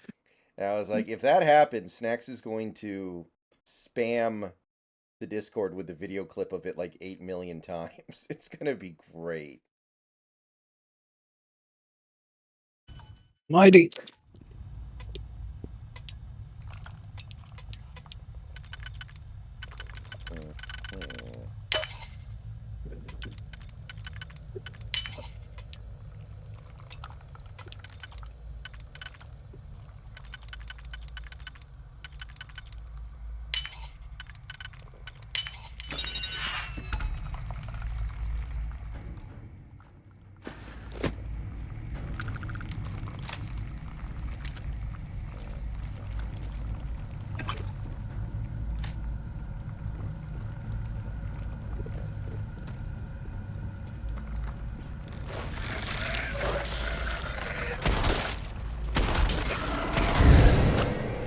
what the? Easy, easy!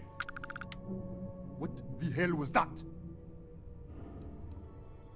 1 minute, you're following me, and then you're just gone. Minute later, you pop in out of nowhere looking like you were in the middle of a fight. But there's nothing here. I should have never let you inside. What is this? Some kind of stealth tick? Who are you working for? Look, I don't know what's going on. Let's get you to the director. Maybe she can figure this out.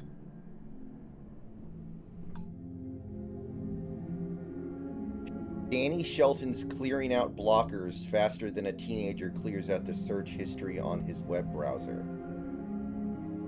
Yikes. Man, that's... He tried way too hard on that one. Like, Yeah, that seriously. one's, like, way too try hard. Definitely say that, Shingo. Come on, this way.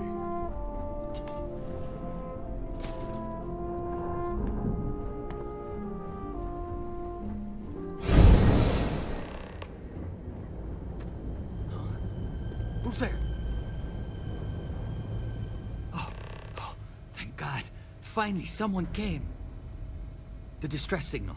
You picked up the distress signal, right? What do you mean? Wait, how did you get in here? Hughes? Ethan Hughes? But he's dead.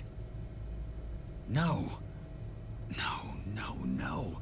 This doesn't make any sense. Unless... the accident.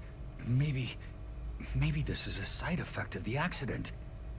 If the probe is still feeding power to the distortion, then...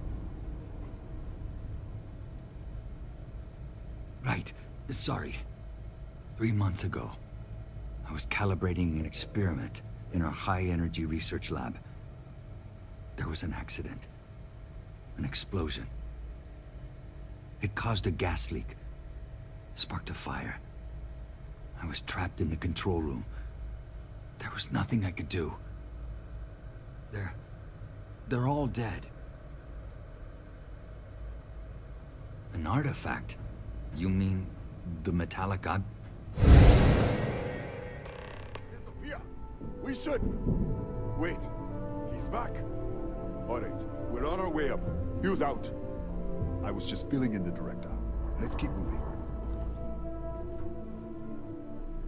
If anything happens, the director's office is on the second floor, end of the hall. You can't miss it.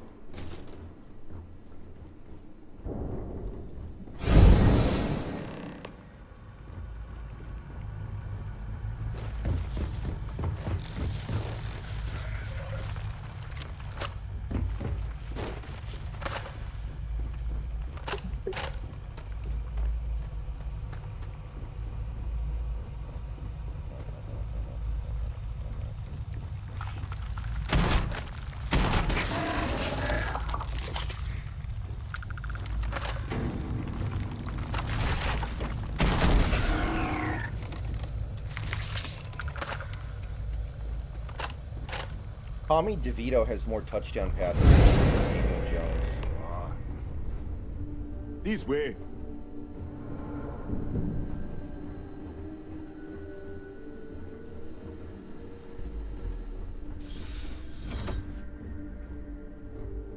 You say Danny DeVito has more touchdown passes than... No, it's Danny DeVito's son, Tommy DeVito. Oh. Because all I heard was DeVito, so I was all like, say something about Danny DeVito or some shit? There's actually a quarterback in the NFL who's starting games named Tommy DeVito.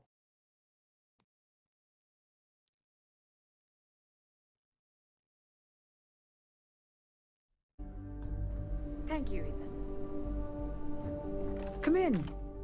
Kaya Patel, Research Director. And this is our Chief Scientist, Maria Hughes. Ethan said you disappeared right in front of him. Twice now? 3 times? Director, you can't be taking this seriously. Look, I don't know who you are or what you're doing here, but there has to be a rational explanation for all of this.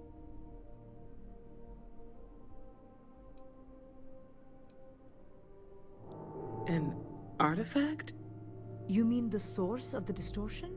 No, we don't. Enlighten us. What, is this some kind of cult?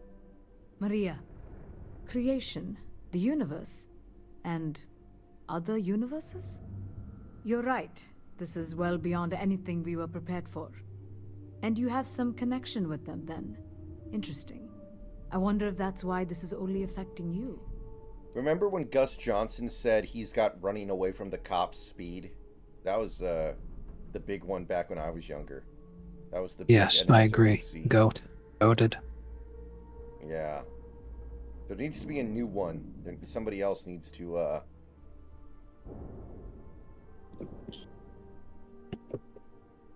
There needs to be a new big announcer, oopsie boom boom boom boom stinky. That is quite a claim.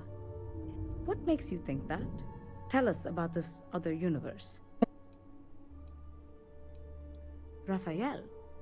Raphael died in the accident. He... Wait. Gas fire. Gas fire. The leak. Director, there was a hydrogen leak right after the accident. It was contained in a minute or two. But if it hadn't been, it could well have caused an explosion. Another universe, though. That's a lot to swallow. This facility and the research level 2 kilometers beneath us were built to study a gravitational distortion. This artifact and the field it creates. 3 months ago, our chief engineer, Raphael, was calibrating an experimental probe when something went wrong. We still don't know what happened. There was a series of explosions, and somehow it's still running.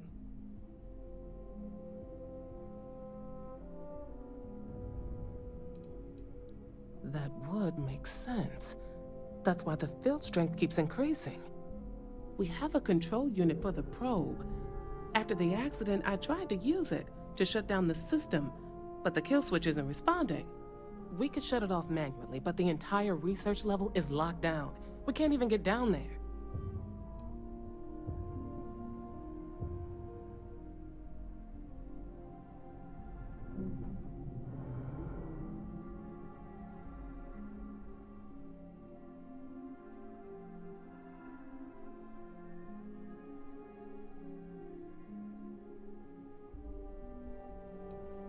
How? I told you the research level's locked down. We can't even use the damn elevator. What? Clever. In this other universe, Raphael survived. He made it back from the lab, so clearly his elevator works. Take it, and you might be able to shut down the experiment. This is crazy. But first, we have to do something about your shifting. We can't shut down the probe, but we might be able to adjust some of the other parameters. It's risky. We don't know what we're dealing with, but... All right. It's worth a try. Then it sounds like we have a plan. Come with me. The control unit is in the fabrication lab next door. What have we gotten ourselves into?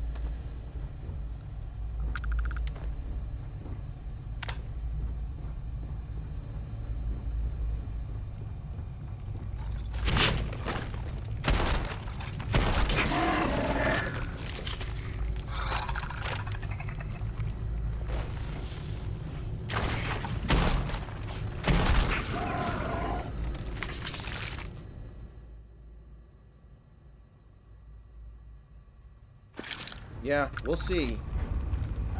We'll see where it goes with Myers. I'm not really giving him another miss the rest of the season. He's going to make that kind of money. I need him to be one of the best kickers. And he doesn't really have any other more misses that he can afford to make. I drive a hard bargain. Oh, it's you. What happened?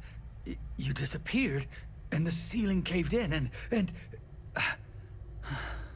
I thought I'd finally lost it.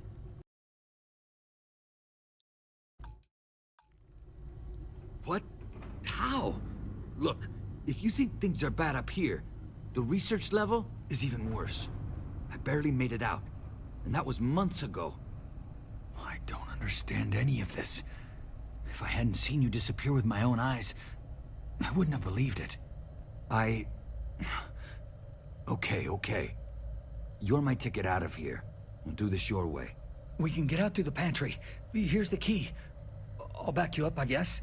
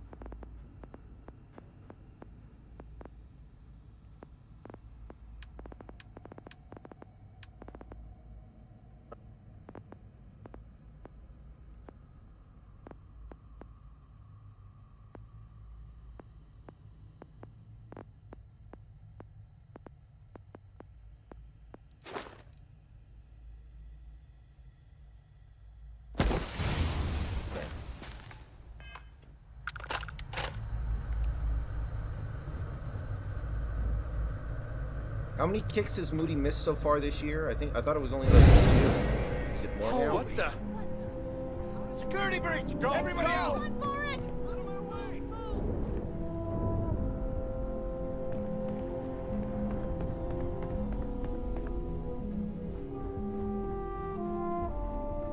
Okay. 3 now? Okay. So the Giants and Patriots play each other in a couple weeks. A team that averages 13 points a game and a team that averages 14 points a game.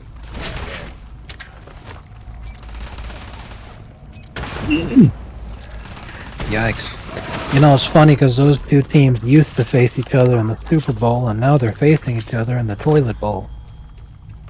What's worse than a toilet? It's got to be something worse than a toilet. Look at this. It's going to take hours to clear this out.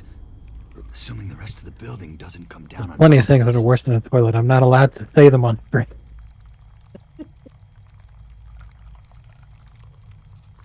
I'm not sure.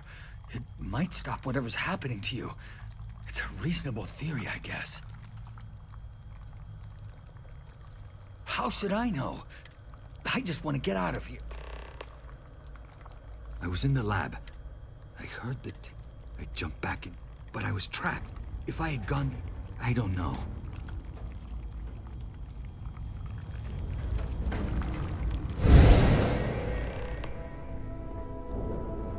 What? Oh, it's you. You realize you just poked into my locked office. So much for security protocols. Sure. Down the hall. Take the stairs next to the atrium. Yeah, let me get the doors for you. The porta potty bowl. And done. Is there anything else you need? Yes, Kataxi. Nasty things. The original survey team ran across them. You're welcome to read the old logs if you want. Here, I'll unlock the terminal for you. Oh, The Kataxi in the yeah, other Madden units. 23 is not I've got an awful. experimental thing one of the engineers Like, it's okay. Okay.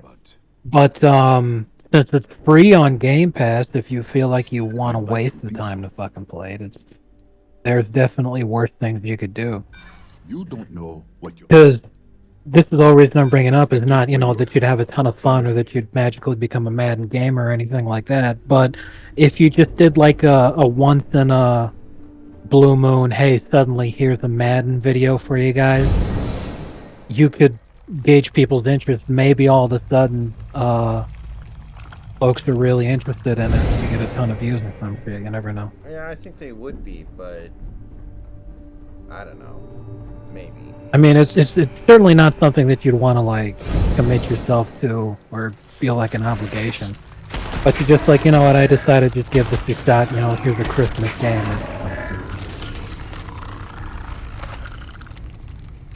I don't know. Maybe I'll try the NCAA game when that comes out, whenever that comes out. Well, I think that'll get you a lot of views too, and especially if it's not made by EA. But if it is, then we're doomed. I don't think it is.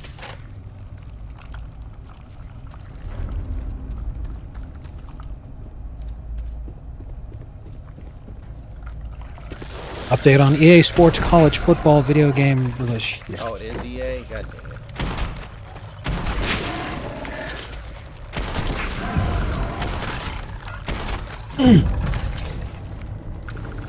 Well, then it'll probably suck ass.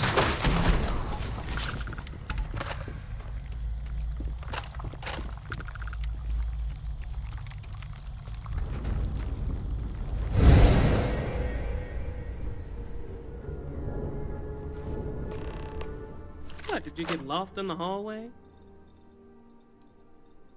Right. This is the probe control unit. Most of these controls aren't responding. I'm going to very carefully adjust the settings I can. There's no way to tell what's about to happen. Pay attention and be ready for anything. I'll begin by adjusting the energy feed of the electron beam array. We're at 93 teravolts. Calibrating to 95, 97, 100. Ugh, nothing. Let's try the other way. 91, 89.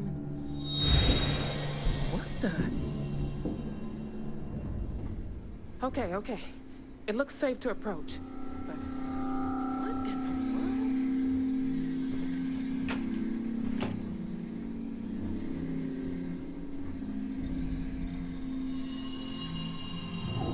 It's a microdistortion. Flux pattern matches the distortion in the lab. The setting is just exposing it somehow. Don't slow down. Don't Step take into rests. the distortion, This will help to please. firm your breasts. Woo!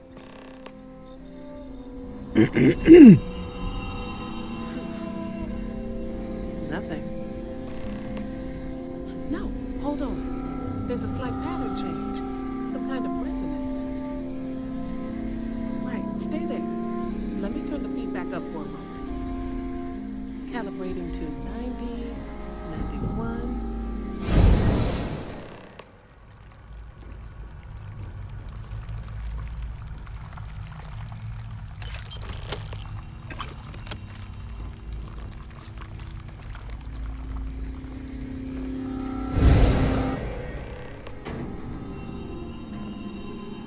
What happened? Are you all right? So, the lower setting causes the distortions to manifest, and the higher causes you to shift. That seems promising. Keep it on the lower setting until you want to shift, and you should be able to avoid any more accidents. I'd give you my control unit, but it looks like you already have one from the other universe. Love to take a look at that when this is all over. If you can get down to the research level, you need to make your way to the high energy research lab. Disengage the power interlocks, then pull the emergency shutdown to stop the probe.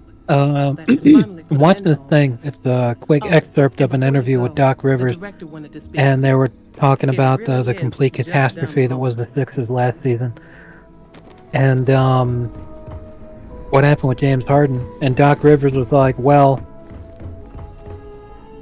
the main reason we fell apart was because James Harden was butthurt he didn't make the All-Star game, so he just mentally checked out. Cause of your shifting.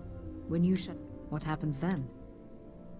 And I'm sitting there like, Nishina is a closed. When you shut I down, think you're not giving you are yourself the enough outside credit, Doc, in observers. terms of being the Whichever problem. reality you are in, But the question is, that doesn't mean that Harden wasn't also a problem. But if that's the case, but as plus the Doc's director a of the complete station, shitbag, you don't have getting to rid of decide both now. of them is a huge reason Now, why they're it's time you know. practically. I think they got the best record in the league right now. I'm aware of that. Jesus. And Harden is going to go down as one of Good the luck, dear. all-time biggest It's been a shitbags in NBA fascinating history, day. isn't he? Oh, absolutely. There's no question. Yeah, Sixers have the best record in the league right now. But between the massive upgrade of just replacing Doc Rivers with literally anybody, and if Harden, because I mean, to be fair, I don't blame Harden for being upset considering the circumstances. Because when he didn't make the All-Star game, that came at a time when he was leading the league in scoring and was having the best three-point shooting season of his career. And he was third in the league in assists. Yeah. Not making the All-Star game under those circumstances is kind of baffling, and he's practically one of the only players who fits that criteria that's not made the All-Star game. That's definitely